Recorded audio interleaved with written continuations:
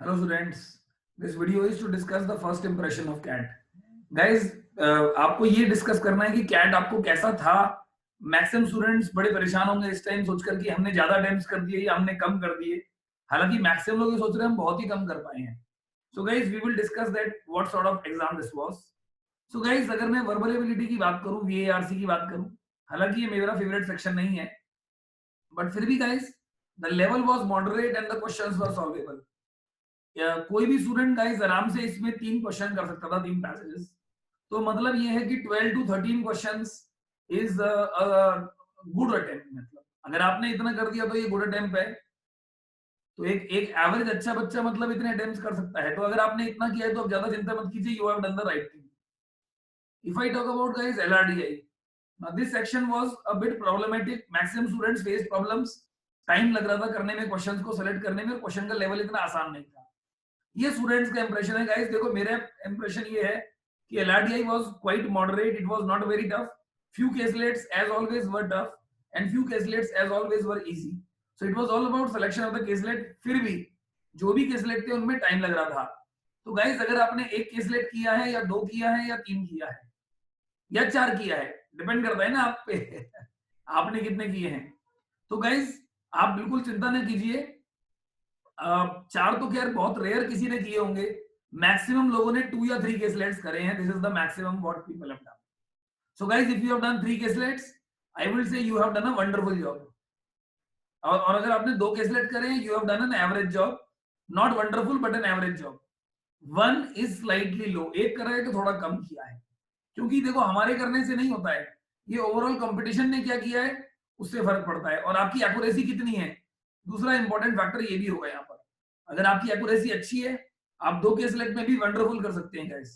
This was a paper weight. If 2 caselets completely done right, your performance will be very good. It will be 90-95 percentile plus in LRDI guys. तो 2 caselet सही करने वाली बात भी बहुत matter करती है guys. Accuracy will matter a lot in this case. Third guys हम लोग डिस्कस कर सकते हैं about quant. How was the quant section? Guys, quant sections was quite moderate. ठीक है, ना तो आसान था ना मुश्किल था, मॉडरेट था. बट प्रॉब्लम वाज अरिथमेटिक के क्वेश्चंस काफी ज्यादा थे और मैक्सिमम क्वेश्चंस में टाइम लग रहा था. It was time consuming. तो आप लोग वंडर कर रहे होंगे कि मेरे अटेम्प्ट्स ज्यादा हैं या कम है. तो गाइस एक एवरेज अच्छे अगर आपने 10 से ज्यादा अटेम्प्ट्स करे हैं, so I will say this is a good attempt. ठीक है ना. क्यों? क्योंकि टाइम टेकिंग क्वेश्चंस थे गाइस.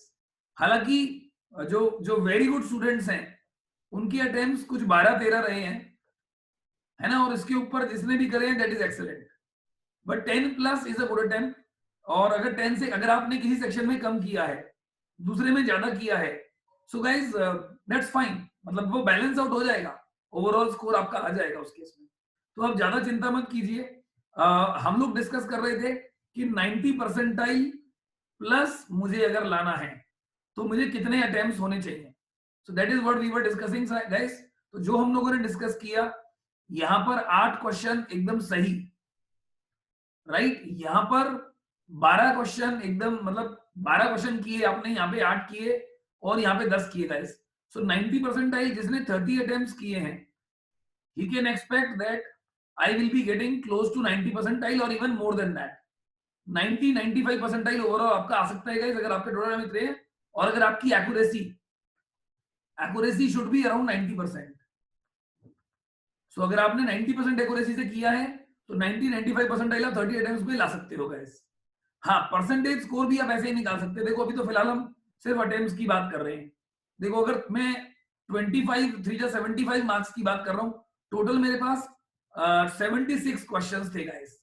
सो 38 मार्क्स और 50%. 38 तो अटेम्प्ट भी कम लोगों ने किए गाइस. तो अगर आपने इतने कर दिए that is definitely 99 percentile. But 99 percentile के लिए जो स्कोर चाहिएगा इस बार, that will be less. How much? 15 दूनी 30, 30 प्लस. अगर आपका होता है ना 76 में से, मतलब अगर मैंने क्वेश्चंस में लिखा है, स्कोर में लिखूंगा तो 225 में से मैं बात करूंगा गाइस. तो 225 में से अगर आप 40% ले आते हैं, then there are chances you can get that. so that is equal to how much? 40% कितना होगा? 90 होगा 225 का 22.5. 45 90, yes 90 marks will definitely give you a 99 percentile guys, है ना। हो सकता है कम पे भी आ जाए, पर इसके आसपास आप एक्सपेक्ट कर सकते हैं गाइस।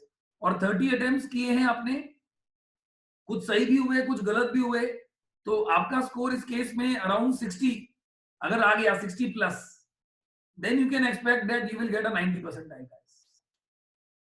60 प्लस का मतलब है 20 क्वेश्चन सही के बराबर है। तो 30 अटेम्प्ट्स करने वाले ने, अगर आपने अटेम्प्ट्स 25-30 के बीच में करे हैं, एक्यूरेसी बढ़िया है, 60 प्लस का स्कोर बन रहा है, तो 90 परसेंटाइल के आसपास आपका आ सकता है guys. So this is the first impression. तो आप ज्यादा परेशान मत होइए, बहुत ही लो अटेम्प्ट्स वालों भी अच्छा कर सकते हैं, एक्यूरेसी पे भी डिपेंड करता है।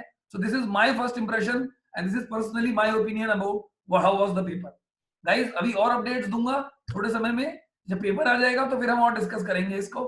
Thank you very much, I hope you enjoyed this and it is useful, and I teach at an academy guys.